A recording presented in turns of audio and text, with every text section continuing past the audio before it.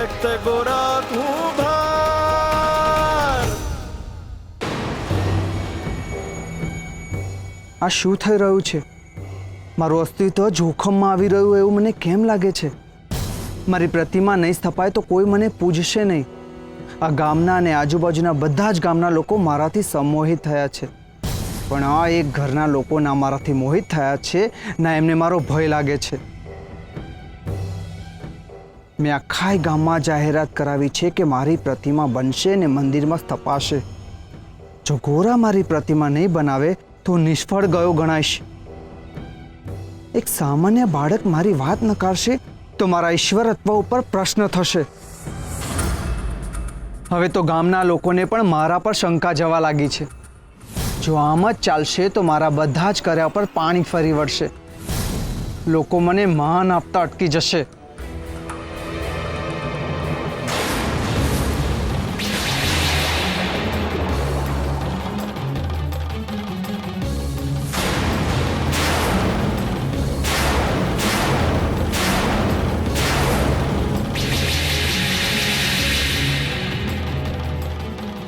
મુગટ એ મસ્તકનું નહીં, પ્રજાનું રક્ષણ કરવા માટેની જવાબદારીનું પ્રતીક છે। મસ્તક પરનો મુગટ સત્તા, માન, મોહ, મર્યાદા દર્શાવે છે। જેના મસ્તક પર મુગટ હોય એને આપમેળે જ માન અને સન્માન મળે છે, પણ આ માન અને સન્માનના બદલામાં પ્રજાનું પાલન અને રક્ષણ કરવાની જવાબદારી સમૂહ મૂલ્ય ચૂકવવું પડે છે।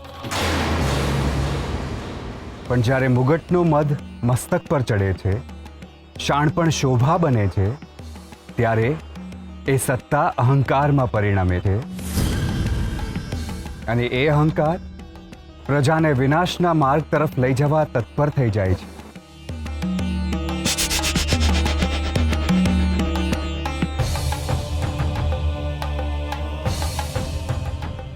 એ જ રીતે પ્રેમ, કોમળતા, મૃદુતા, સમર્પણ અને કરુણતાનું પ્રતીક છે મોરપીંછ। જ્યારે એની કોમળતા પર એની સુંદરતા હાવી થઈ જાય છે, ત્યારે ધર્મની જગ્યાએ અધર્મ થાય છે, અને જ્યાં અધર્મ છે ત્યાં ધર્મ પોતાની ધજા ફરકાવવા માટે શાસ્ત્રો અને શસ્ત્રો બંને ઉઠાવે છે।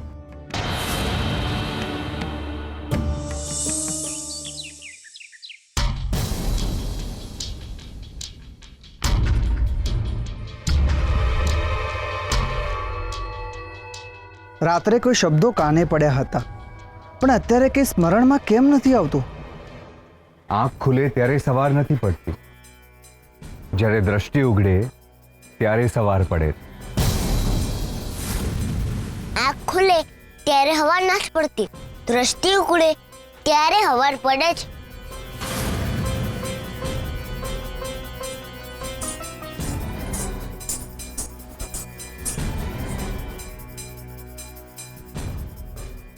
ગોરા, તું મારી પ્રતિમા બનાવ। એ તમારી મૂર્તિ નહીં બનાવી શકે, એને આવડતું જ નથી। મને આવડે છે બાપા, પણ એમનું મુગટ ને મોરપીંછ મારું ધ્યાન ભટકાવે છે।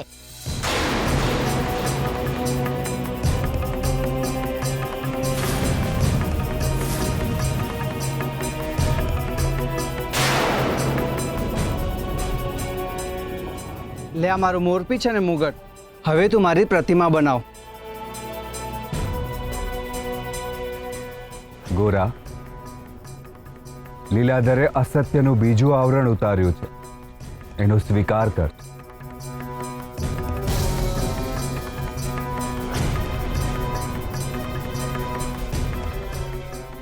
ગોરા શું કરવા માંગે છે? કાંઈ સમજાતું નથી। પ્રતિમા બનશે ત્યાં સુધી હું અહીંયા જ રહીશ, એટલે આજનું પ્રવચન મારું અહીંયા જ થશે।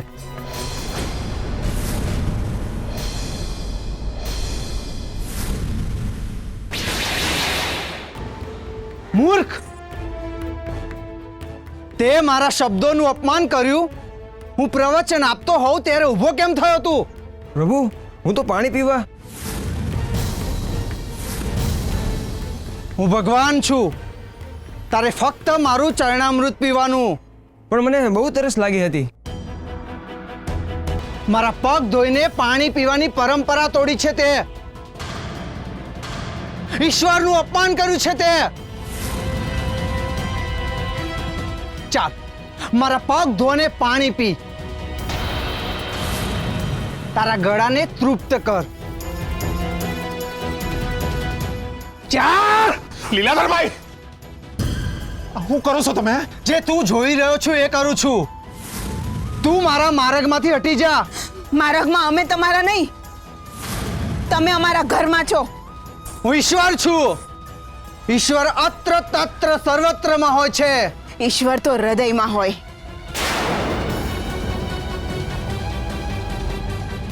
પણ તમારું વર્તન જોઈને તો એમ પણ નથી લાગતું કે તમારી પાસે હૃદય પણ હોય. દેવીની વાત સાચી છે. ભગવાન ભક્ત હારવ કોઈ દી ના કરે. અરે હું તો કહું છું કે આજે તખું હારે થયું ને એવું કાલ ઉઠીને આપણી હારે થાય. હા ભાઈ, આમના હાચા વચન તો બહુ સાંભળ્યા. હવે પરવચન સાંભળવાની જરૂર નહીં. હાલો. હા હાલો ભાઈ હાલો. હાલો.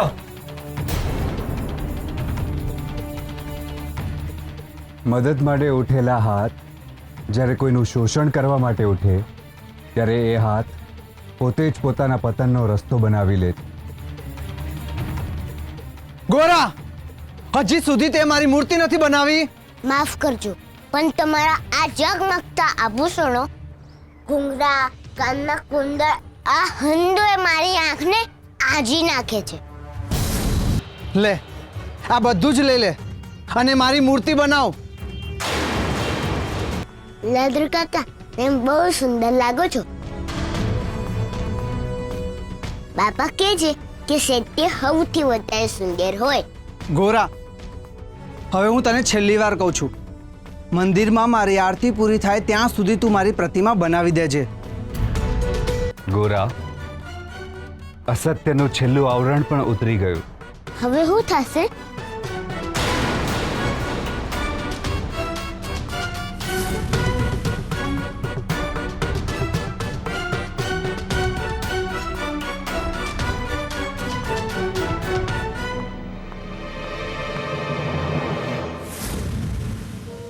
હે, અહીંયા આવ.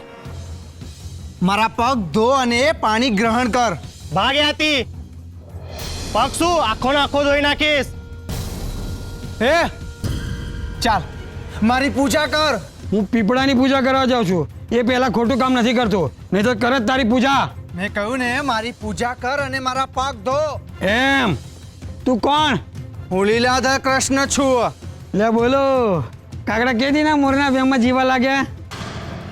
એ ગામવાળા અહીં આવો બધા. લ્યો, આ ભાઈને એમ લાગે છે કે લીલાધર કૃષ્ણ છે. એ ગાંડો થઈ ગયો છે, વેદપા ઈલાજ કરાવો. નકર લઈ જાઓ તળાવ પાસે અને બતાવો એનો ચહેરો.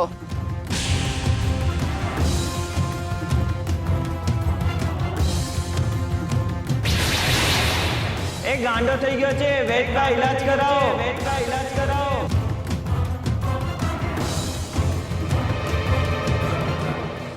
પરમાબા, માફ કરજો. કૃષ્ણની મૂર્તિની તપાસ બધે જ કરતા હતા, એટલે તમારા ઘરમાં કરવી પડી. કાંઈ વાંધો નહીં ભાઈ.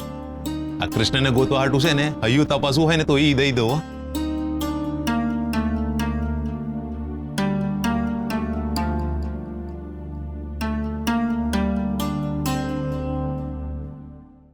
લો કાકા, આપી. આ શું છે? આમાં કૃષ્ણ છે. આને લઈને તમારે મંદિરને ગોળ ગોળ ફરવાનું છે, એટલે તમારી હંધી ઈચ્છા પૂરી થઈ જશે. અટાણે બધાની ઈચ્છા એક જ છે કે કૃષ્ણની મૂર્તિ મળી જાય. બસ, તો આ પિંડ તમારી ઈચ્છા પૂરી કરી દેશે. ભાઈ, આટલું બધું કર્યું છે તો એ કરી જોઈએ. હાલો. હા હા, હાલો ભાઈ. જય શ્રી કૃષ્ણ.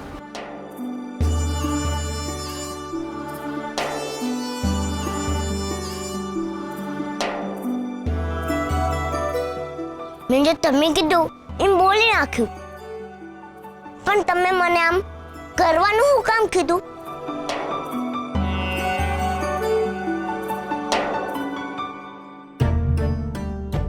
પૂજારી બાબા,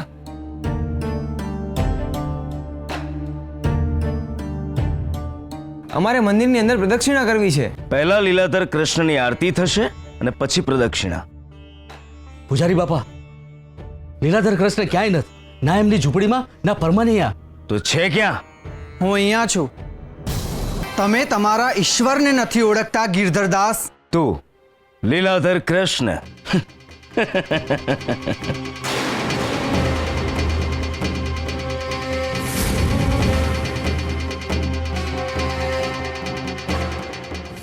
ગિરધરદાસ, કોણ છે તું? હું જ લીલાધર કૃષ્ણ છું. હા, હું જ લીલાધર છું. હું જ લીલાધર કૃષ્ણ છું.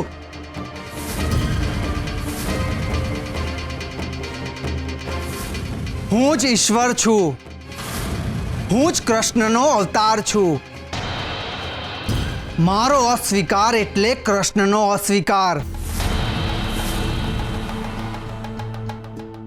યોમામ પશ્યતિ સર્વત્ર સર્વમ ચ મયી પશ્યતિ તસ્યાહમ ન પ્રણશ્યામિ સચ મે ન પ્રણશ્યતિ.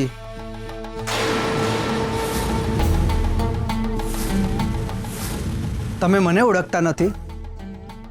તમારા ચક્ષુથી આથી મોટું કોઈ અત્યાર સુધી પાપ નહીં થયું હોય. તમે ઈશ્વરની અવહેલના કરી છે. હું તમને શ્રાપ આપું છું કે કૃષ્ણની ખોવાયેલી મૂર્તિ ક્યારે પાછી નહીં મળે. કૃષ્ણની મૂર્તિ મળી ગઈ.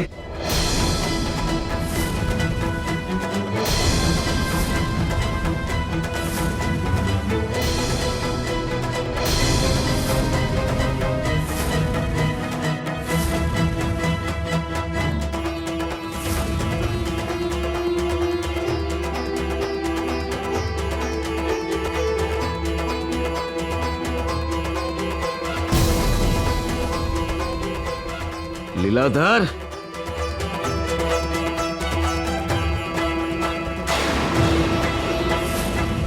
અહીંયા એક માણસ ઉભો હતો જે પોતાની જાતને લીલાધર કૃષ્ણ કહેતો હતો. ક્યાં ગયો એ?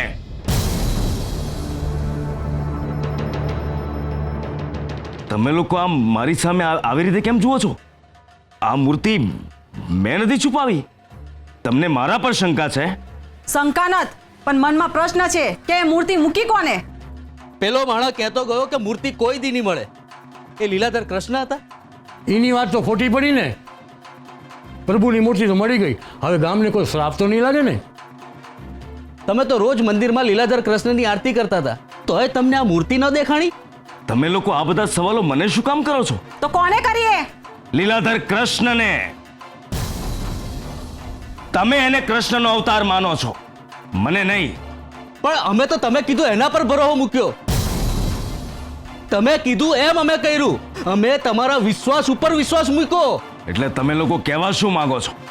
ઈ જ કે તમે તો મૂરખ બન્યા અને તમારા કારણે આખું ગામ મૂરખ બન્યું.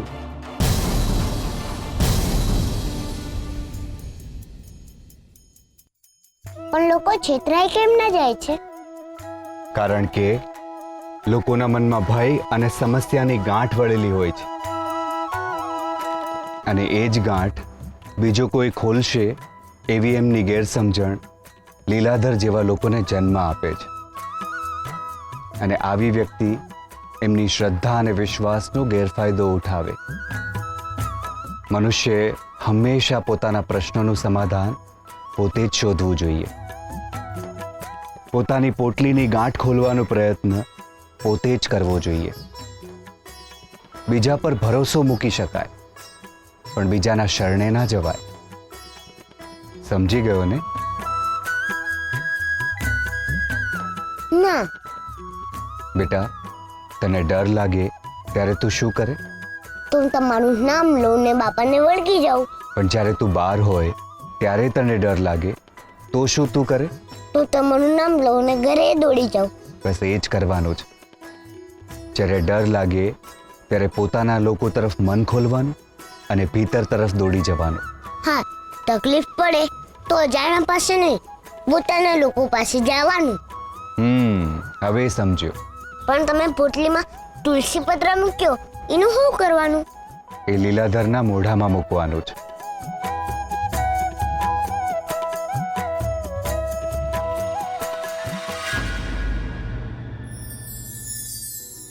ગાંઠ ગાંઠ ક્યાં પડે છે એના પર એનું પરિણામ નિર્ભર કરે છે. લગ્ન સમયે વર વધુ વચ્ચે મારવામાં આવતી ગાંઠ એમને આજીવન જોડી રાખવાનું પ્રતીક છે. પણ જો આવી જ ગાંઠ મનમાં પડે તો એ સંબંધને તોડી નાખે છે. ગાંઠ જો શરીરમાંથી નીકળે તો એ મૃત્યુનો અંદેશો છે.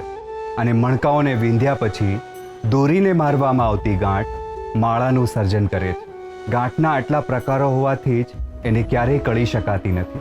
એટલે જ ગાંઠ પડે એ પહેલાં સાવચેત થઈ જવું. અંધશ્રદ્ધાની, અનુકરણની અને અજ્ઞાનતાની ગાંઠ એકવાર પડી જાય પછી મનુષ્યનો ઈશ્વર સાથેનો સંબંધ કાપી નાખે છે. અને મનુષ્ય એ જ ગાંઠને સત્ય માનવા લાગે છે. અને એ ગાંઠ ધીમે ધીમે મજબૂત થવા લાગે છે. એટલે જ હંમેશા દોર ભક્તિની રાખવી, એટલે એમાં શ્રદ્ધાની જ ગાંઠ વાગે. શ્રદ્ધા અને ભક્તિની ગાંઠ એટલી મજબૂત રાખવી કે અંધશ્રદ્ધા ગમે એટલું જોર કરે તો પણ એને તોડી ના શકે.